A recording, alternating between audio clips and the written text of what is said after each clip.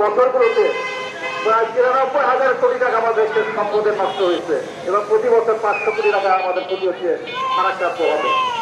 এই জন্য আমরা ফারাক্কার নাগরিকদের পানি পেতে চাই এবং বিকল্প করতে পারে অবিলম্বে চালানোর মাধ্যমে আমরা ক্ষতি ঘোষাতে চাই।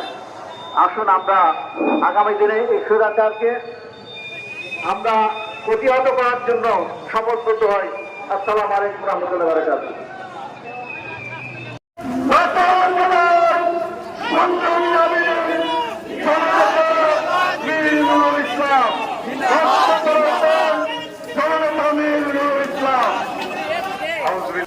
বিসমিল্লাহির রহমানির রহিম।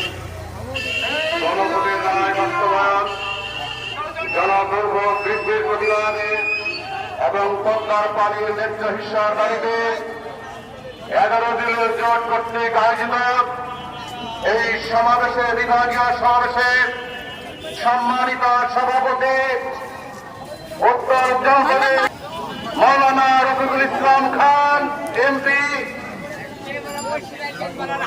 সম্মানিত আমির জামাত সহ 11 দিনের জোটের সম্মানিত কেন্দ্রীয় এবং স্থানীয় নেতৃবৃন্দ।